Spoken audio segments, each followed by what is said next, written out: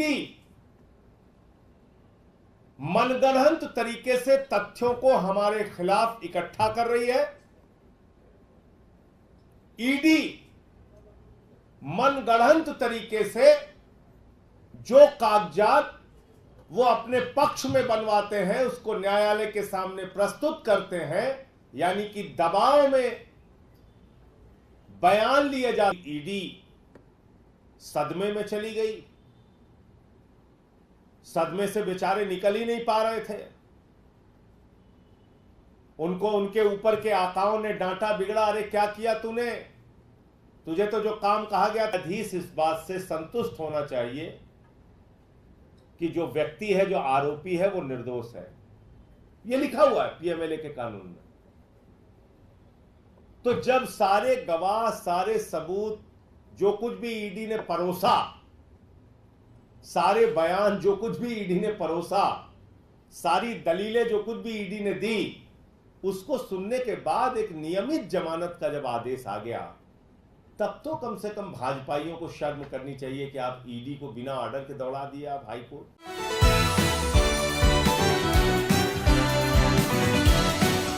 एक ऐतिहासिक फैसला माननीय न्यायालय का आया और आज उसके आदेश को लगभग 12 बजे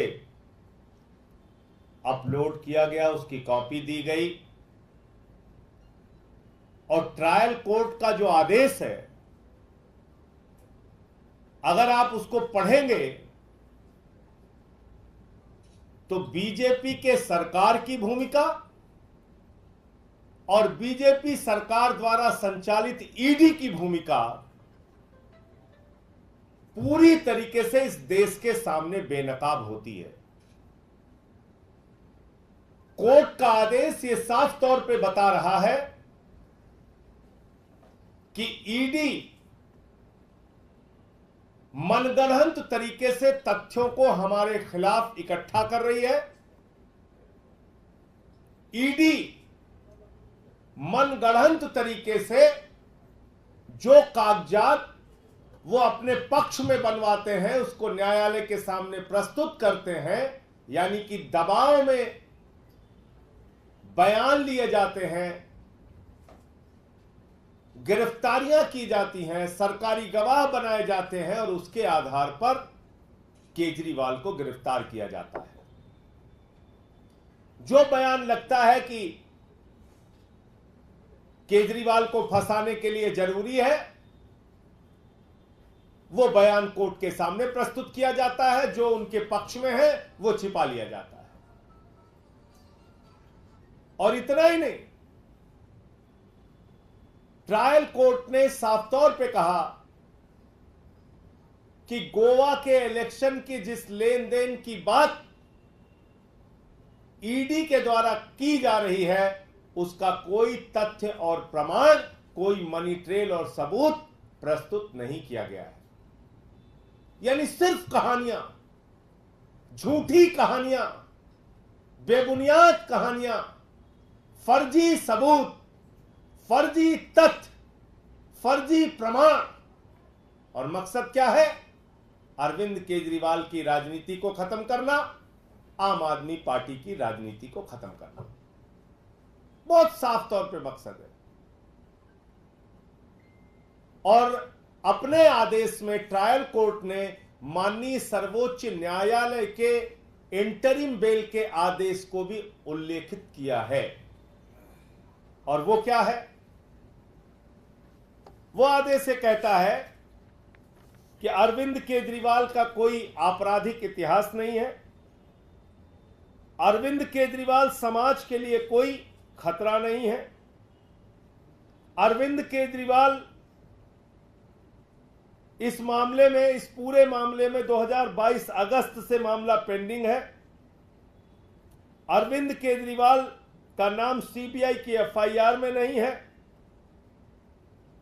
अरविंद केजरीवाल 21 मार्च 2024 को अरेस्ट किए गए और उनकी गिरफ्तारी वैध है या अवैध है, यह मामला अभी भी माननीय सर्वोच्च न्यायालय के समक्ष विचाराधीन है, उस पर फैसला आना बाकी है। अब एक एक पैरा अगर आप इसका पढ़ेंगे तो आप समझ जाएंगे कि किस तरीके से भारतीय जनता पार्टी ने, आदेश की कॉपी आपको मिल भी गई होगी और आपको अभी मैं पढ़ के भी बता देता हूं कुछ इंपॉर्टेंट जो पैरा है उसके, किस तरीके से बीजेपी की सरकार ने, पूरी की पूरी भारतीय जनता पार्टी ने एक गहरी साजिश रचकर दिल्ली के मुख्यमंत्री अरविंद केजरीवाल को जेल में डाला, मनीष सिसोदिया को, सत्येंद्र जैन को, मुझे पकड़ के जेल में डाला। और कोई मकसद नहीं है, सिर्फ मकसद है एक, केजरीवाल की राजनीति खत्म करो, आम आदमी पार्टी को खत्म करो। जब कल आदेश आ गया तो पूरी की पूरी ईडी सदमे में चली गई, सदमे से बेचारे निकल ही नहीं पा रहे थे। उनको उनके ऊपर के आकाओं ने डांटा, बिगड़ा, अरे क्या किया तूने, तुझे तो जो काम कहा गया था ठीक से किया ही नहीं, चल लाइन में लग जा। बोले हुजूर कहां लगना, बोले सुबह सुबह हाई कोर्ट पहुंच जा। पहुंच गई हाई कोर्ट ईडी। मैं मोदी सरकार से पूछना चाहता हूं, बीजेपी वालों से पूछना चाहता हूं, दिमाग से बिल्कुल पैदल हो गए हो क्या? बुद्धि काम करना बंद हो गई तुम लोगों की, तुम्हारी मत भ्रष्ट हो गई। अरे ट्रायल कोर्ट का ऑर्डर अपलोड नहीं हुआ, ट्रायल कोर्ट के आदेश की कॉपी नहीं मिली, उससे पहले हाई कोर्ट पहुंच गए। कभी आज तक भारत के न्यायपालिका के इतिहास में आपने ऐसा सुना हो तो बताइए। मैं चुनौती देके कहना चाहता हूं, किसी न्यायालय के आदेश की कॉपी तक नहीं मिली, आदेश में क्या लिखा है ये जज साहब को मालूम ही नहीं है, ईडी को भी नहीं मालूम है, और उससे पहले ईडी हाई कोर्ट पहुंच गई कि साहब केजरीवाल की रिहाई पर रोक लगाइए। ये क्या हो रहा है इस देश में? प्रधानमंत्री जी, क्या आप ऐसे देश की न्याय व्यवस्था चलाएंगे? अपनी जांच एजेंसियों को इस तरह से कानून का माखौल उड़ाने के लिए हमेशा आगे करते रहेंगे? इन जांच एजेंसियों के पीछे खड़े होकर आप कितने घिनौने खेल रचना चाहते हैं प्रधानमंत्री जी? कल तक बीजेपी वाले कहते थे देखो बेल नहीं हुई, देखो बेल नहीं हुई, देखो बेल नहीं हुई। अब बेल हो गई तो बगैर आदेश के उसको रुकवाने पहुंच गए, बगैर आदेश के रुकवाने पहुंच गए। और मैं समझता हूं कि माननीय हाई कोर्ट निश्चित रूप से इस बात का संज्ञान लेगा कि ट्रायल कोर्ट के आदेश में क्या क्या बातें लिखी गई हैं और किस आधार पर अरविंद केजरीवाल जी को जमानत दी गई है। उनके जमानत का एक मजबूत पुख्ता आधार है, और यहां तक कि माननीय सर्वोच्च न्यायालय के मुख्य न्यायाधीश को भी ट्रायल कोर्ट की जज ने अपने ऑर्डर में उनके कथन को लिखा है। और वो कथन क्या है सीजीआई महोदय का? देश के मुख्य न्यायाधीश ने ट्रायल कोर्ट्स और डिस्ट्रिक्ट कोर्ट्स के जजों का एक सम्मेलन जो हुआ था उसमें कहा था मुख्य न्यायाधीश महोदय ने कि ट्रायल कोर्ट में बेल के मामले में लोगों को निर्णय नहीं मिल पाता, जिसके कारण हाई कोर्ट और सुप्रीम कोर्ट के पास बहुत सारे बेल के केसेस पेंडिंग हैं। तो ये चिंता जाहिर की थी देश के मुख्य न्यायाधीश ने भी कि ट्रायल कोर्ट्स के पास जो अधिकार है बेल देने का, वो शायद सही तरीके से अगर सदुपयोग हो उसका, तो इतने मामले पेंडिंग नहीं रहेंगे बेल के हाई कोर्ट और सुप्रीम कोर्ट के सामने। उसका भी उल्लेख अपने ऑर्डर में किया है। अब जो सबसे इंपॉर्टेंट पैरा है 28 इस ऑर्डर का,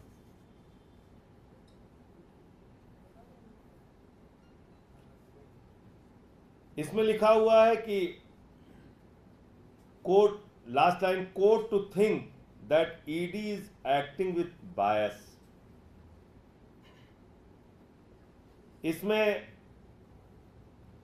एक और चीज लिखी हुई है कि ED has failed to clarify as to how much time is required for tracing out the complete money trail. ED is trying to say that till the time the money trail is traced, AK is supposed to remain behind the bars, that too without proper evidence against him.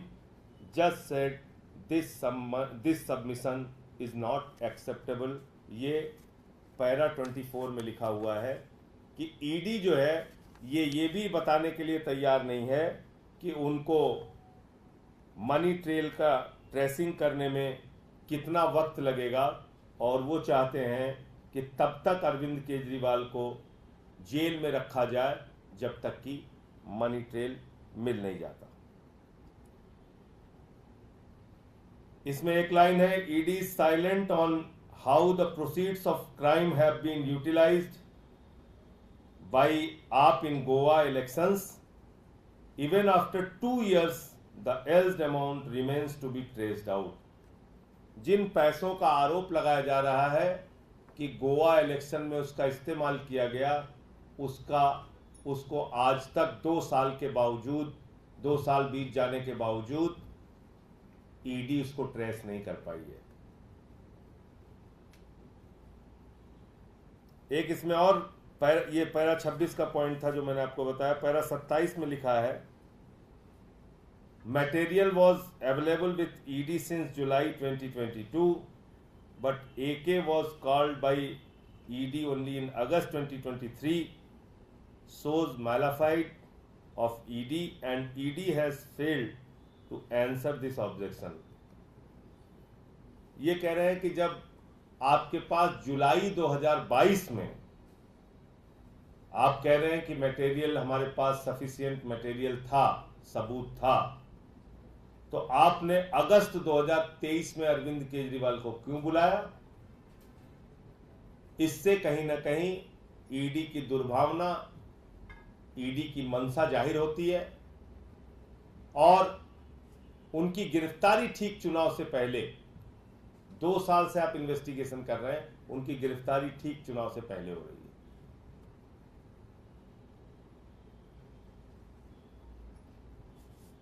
Arvind Kejriwal का नाम CBI की FIR में नहीं था, ये सारे points दिए गए हैं। तो कुल मिलाकर ये इसके कुछ मुख्य बिंदु हैं, और बाकी मैं आपको ऑर्डर की कॉपी भी आपके पास होगी, नहीं तो मैं दे सकता हूं। मैं सिर्फ इतनी बात कहना चाहता हूं कि आप सब लोग जानते हैं कि पीएमएलए के मामले में जमानत मिलना कितना कठिन होता है, और जब नियमित जमानत मिलती है तो उसकी बुनियादी शर्त यह है कि जज इस बात से, न्यायाधीश इस बात से संतुष्ट होना चाहिए कि जो व्यक्ति है, जो आरोपी है, वो निर्दोष है। यह लिखा हुआ है पीएमएलए के कानून में। तो जब सारे गवाह, सारे सबूत, जो कुछ भी ईडी ने परोसा, सारे बयान जो कुछ भी ईडी ने परोसा, सारी दलीलें जो कुछ भी ईडी ने दी, उसको सुनने के बाद एक नियमित जमानत का जब आदेश आ गया, तब तो कम से कम भाजपाइयों को शर्म करनी चाहिए कि आप ईडी को बिना ऑर्डर के दौड़ा दिया आप हाई कोर्ट। अब इस आदेश के बाद पूरी की पूरी भारतीय जनता पार्टी को खामोश होकर अरविंद केजरीवाल और आम आदमी पार्टी से माफी मांगनी चाहिए, और चोरी और बेईमानी और भ्रष्टाचार भाजपाइयों ने किया है। 60 करोड़ रुपए की रिश्वत की मनी ट्रेल शरद रेड्डी के मामले में बिल्कुल साफ जाहिर हो चुकी है। इलेक्टोरल बॉन्ड के रूप में वो रिश्वत भाजपाइयों ने ली है, उनको पकड़ के जेल में डालना चाहिए। ये मेरी पूरी बात थी। आपको कोई अगर प्रश्न करना हो तो आप पूछ सकते हैं।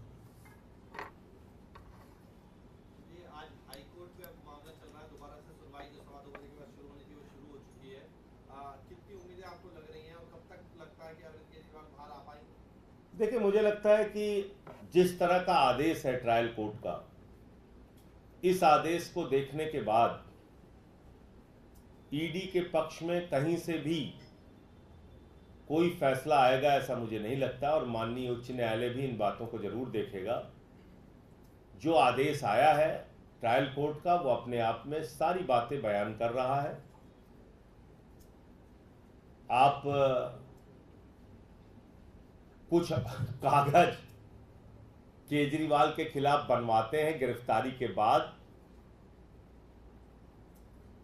और उसी को आधार बनाते हैं उनकी गिरफ्तारी का। एक व्यक्ति को, एक व्यवसायी को पकड़ते हैं, 4 महीने, 5 महीने, 6 महीने जेल में रखते हैं, उससे पहले के 10 बयान लेते हैं जिसमें केजरीवाल का जिक्र नहीं है, अंतिम के 2 बयान लेते हैं जिसमें केजरीवाल का जिक्र है, उसके बाद उसकी जमानत हो जाती है, बाहर हो जाता है। तो ये सारी बातें हैं, और हम लोग तो पहले से कह रहे हैं कि ये मामला ही पूरा झूठा है, कोई सबूत इनके पास नहीं है, 1 पैसे की मनी ट्रेल इनको नहीं मिली है। तो इन बातों को माननीय हाई कोर्ट भी जरूर देखेगा, मैं ऐसा